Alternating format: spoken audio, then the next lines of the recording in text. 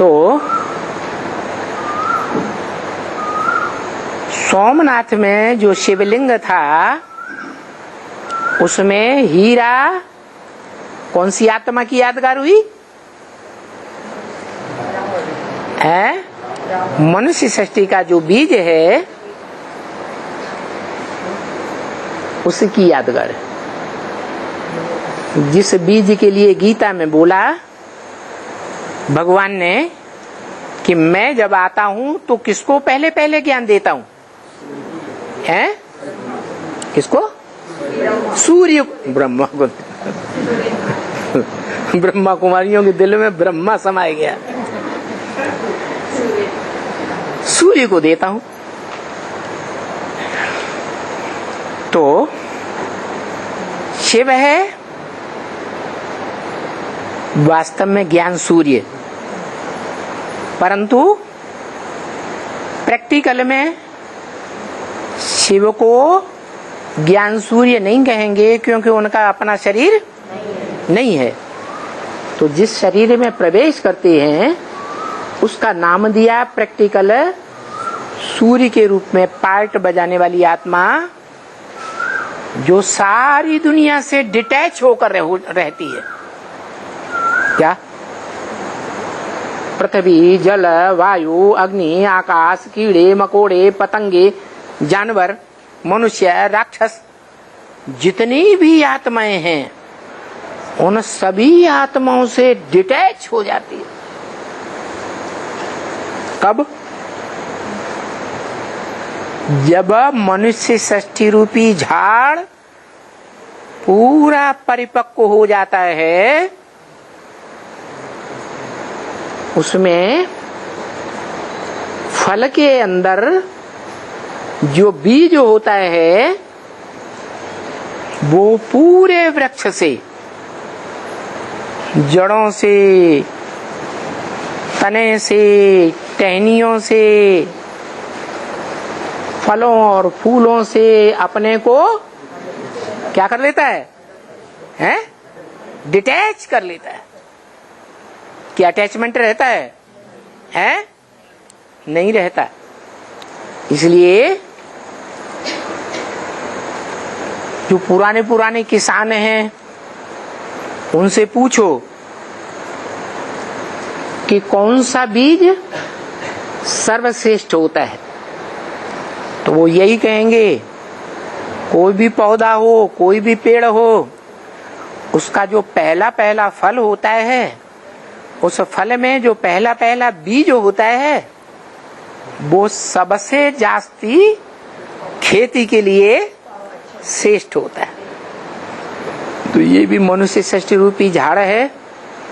इस मनुष्य सृष्टि रूपी झाड़ में कोई मनुष्य रूपी आत्मा है, सारे मनुष्य सृष्टि रूपी झाड़ का बीज, जिस बीज में सारा झाड़ समाया हुआ है,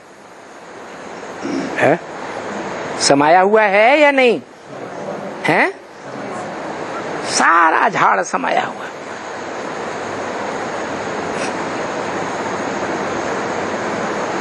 बीज में से ही सारा झाड़ निकलता है। नीम का बीज देखेंगे तो बुद्धि में झाड़ आएगा कि नहीं है? आएगा। ऐसे ही ये मनुष्य सृष्टि रूपी झाड़ का बीज अगर पहचान लिया, जान लिया, मान लिया, हीरो पार्टधारी को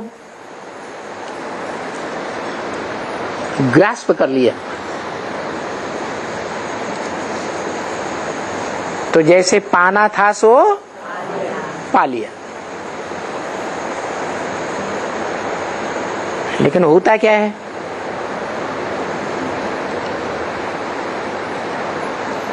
पा तो लिया, जान लिया, मान लिया, समझ लिया, लेकिन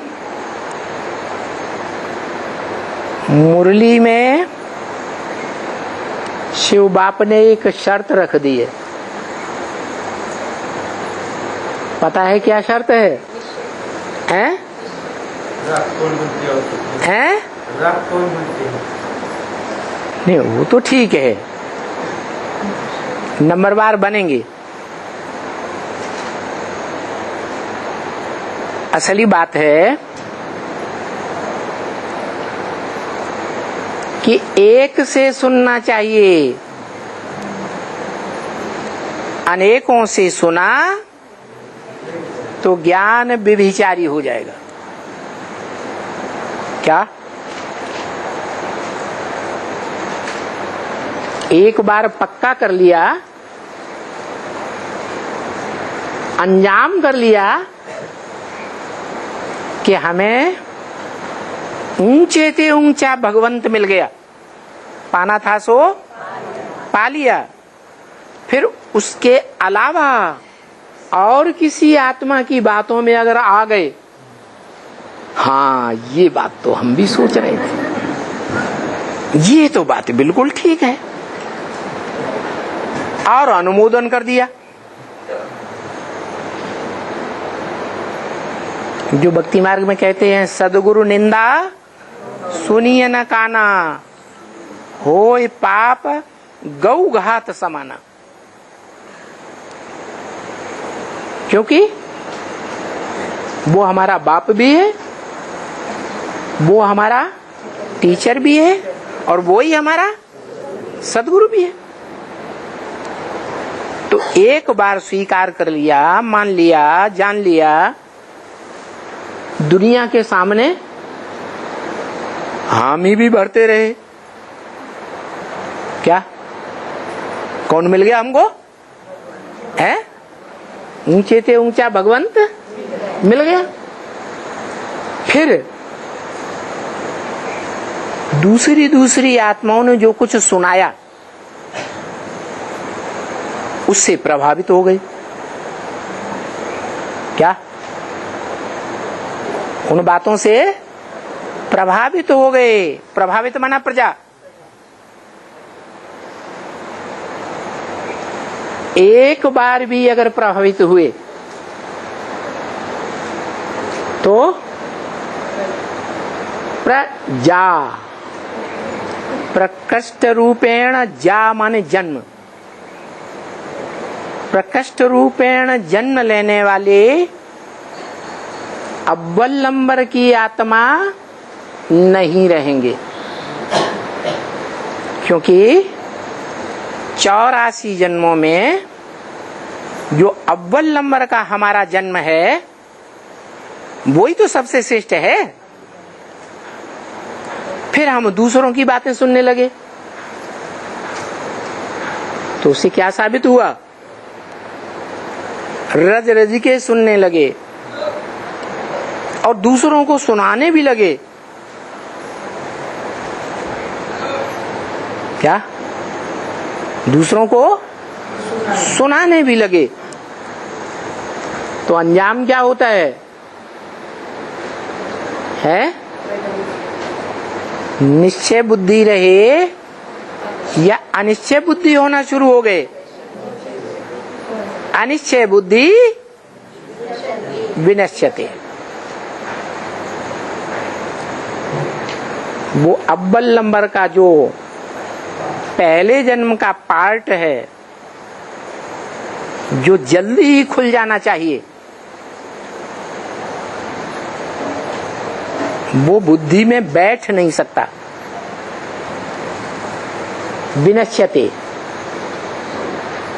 वो पार्ट विनाश हो गया।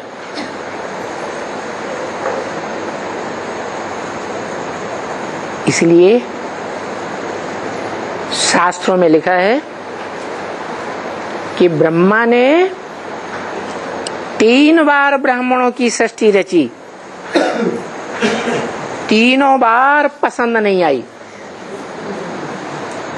और तीनों बार सृष्टि को डिस्ट्रॉय कर दिया, नष्ट कर दिया। शूटिंग कहाँ होती होगी? संगम में।